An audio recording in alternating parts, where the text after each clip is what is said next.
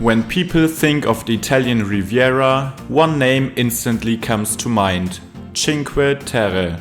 5 colorful villages perched dramatically between rugged hills and the deep blue Mediterranean Sea, clinging to the rocks in ways that feel out of a fairy tale. Today, the entire coastline is a UNESCO World Heritage Site, celebrated for its unique blend of human history, rail construction and raw natural beauty, found almost nowhere on Earth. I recently had the chance to explore this extraordinary place myself, taking a ferry ride from La Spezia, a €42 round trip that felt worth every cent. Because only from the sea you really understand just how wild this geography is. The mountains rise steeply out of the water, terraced slopes cut into the rock for vineyards, and somehow, right there in the middle of it all, sit these 5 small villages, each one with its own train station tucked into the cliffs, and each with its own personality and story to tell. In this video,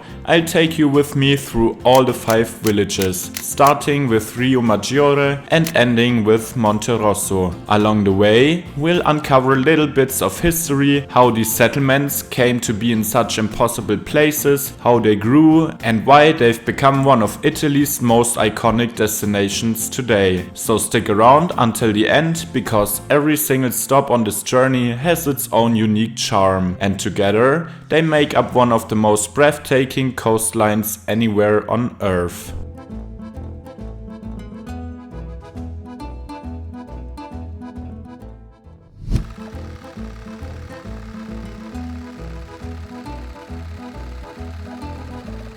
We begin our journey in the harbor of La Spezia, the main starting point for ferries into Cinque Terre. A round-trip ticket costs €42, and the first part of the ride takes about 1 hour before you reach the first village. Along the way, the landscape becomes more dramatic, the coastline gets steeper, the hills rise almost directly from the sea, and you start to understand why this area is so special. The name Cinque Terre literally means 5 lands in English, referring to the 5 small villages along this rugged stretch of the Ligurian coast. The first of them is Riomaggiore. Riomaggiore lies in a narrow valley that runs directly down to the sea. At its base is a small harbor where fishing boats are still pulled up onto the shore, and above it, their houses climb in tightly packed rows, painted in pastel colors. The village developed during the Middle Ages, when people from the inland hills moved closer to the sea to combine farming and fishing. Terraces were built into the steep slopes for vineyards, and wine production quickly became the main source of income. For a long time though, Riomaggiore and the other villages of Cinque Terre were very isolated. There was no road connection, and the only way in or out was by boat or on footpaths over the cliffs. That changed in the second half of the 19th century with the construction of the railway line.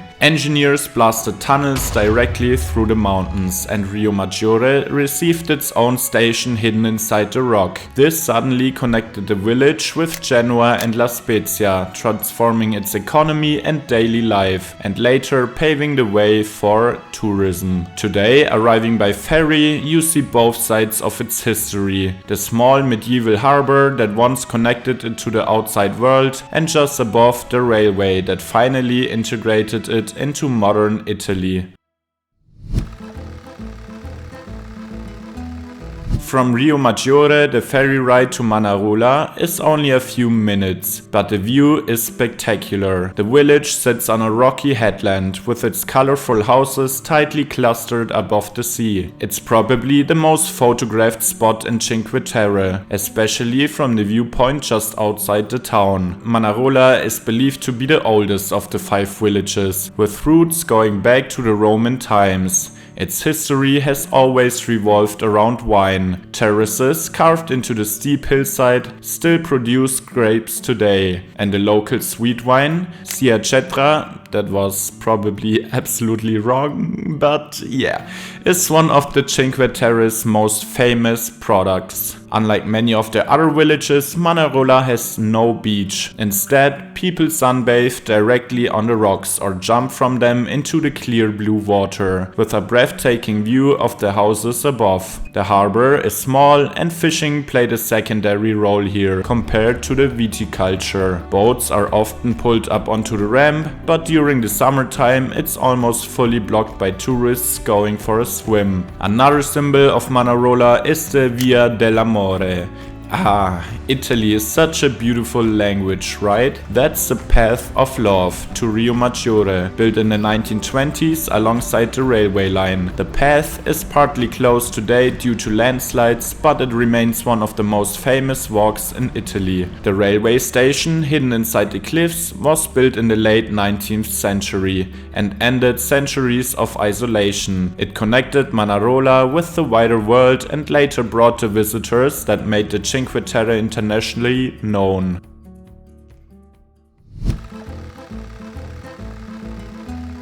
After leaving Manarola, the ferry continues west but skips the third village. That's because Corniglia is the only one of the Cinque Terre that doesn't have direct sea access. Perched about 100 meters above the water on a rocky plateau, it has no harbor and no ferry stop. Most visitors arrive by train, and from the station you either face nearly 400 steps of the Lardarina staircase or take a small shuttle bus up the hill. The climb is rewarded with sweeping views of the coastline and quieter atmosphere. Corniglia is usually less crowded than the other villages, simply because it's not easy to reach. Fishing never played a big role here. Instead, Corniglia developed as a farming community. Terraces for vines and olives surround the town, and records of wine production date back to Roman times. Even today, vineyards dominate the landscape and give Corniglia a distinctly rural character. The village itself is compact, with one main street running through the center, small alleys branching off, and a square that looks out over the sea. Up here, Corniglia feels more like the traditional inland hill town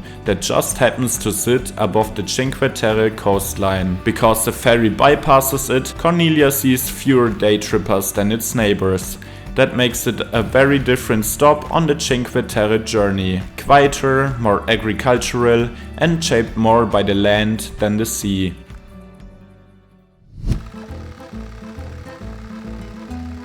Vernazza is often called the most beautiful village of Cinque Terre. Arriving by ferry, the view is striking. A small natural harbor lined with pastel-colored houses, and above them, the tower of the medieval Doria castle. Its history sets it apart. Vernazza was a maritime village, and during the Middle Ages, it was strong enough to supply ships and sailors to the Republic of Genoa. That explains why it feels a little grander than its neighbors, with taller houses, wider piazzas, and defensive walls. One of its landmarks is the Church of Santa Margherita di Antiochia, built directly on the waterfront in the 14th century. Behind it, narrow alleys, known as carrucci, climb up the viewpoints with some of the best panoramas in Cinque Terre. Like the other towns, Vernazza stayed isolated until the late 19th century, when the railway arrived. Tunnels cut through the cliffs suddenly linked it with Genoa and La Spezia,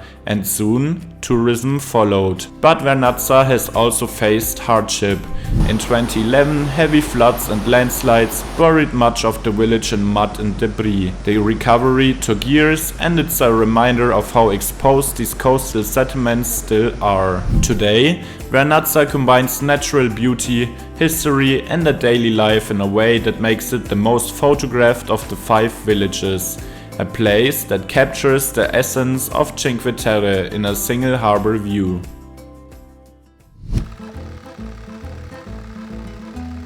Monterosso is the largest of the Cinque Terre villages. Unlike the others, it has a long sandy beach, which makes it feel more like a seaside resort. The town is divided into two parts, the historic old center and the newer area along the shore, connected by a pedestrian tunnel. Monterosso has a long history of fishing and defense. The old town is still marked by medieval walls and narrow alleys, while the striped church of San Giovanni Battista and the Capuchin monastery above the village highlight its religious and cultural heritage. From the monastery, you get some of the widest views of the entire Cinque Terre coastline. The arrival of the railway in the 19th century gave Monterosso even more importance. Its relatively flat terrain made it easier to build larger stations and facilities, and over time, the village grew bigger than its neighbors.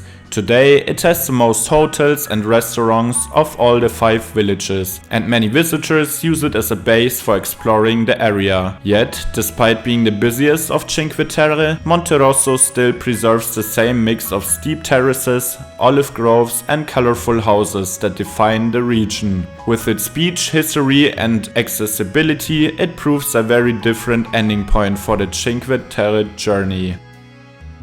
The Cinque Terre, 5 small villages, each with its own story. From Riomaggiore's narrow harbor to Manarola's famous viewpoints, Corniglia's quiet hilltop, Vernazza's historic port and Monterosso's sandy beach. Together, they form a landscape unlike anywhere else. What began as isolated farming and fishing communities is now a UNESCO World Heritage Site, visited by millions each year. And whether you arrive by ferry, train or footpath, the impression these 5 lands leave is unforgettable. Thanks for watching. If you want to learn more about Italy and especially its infrastructure, you can watch this video, where I show you 5 of the most spectacular highways in Europe.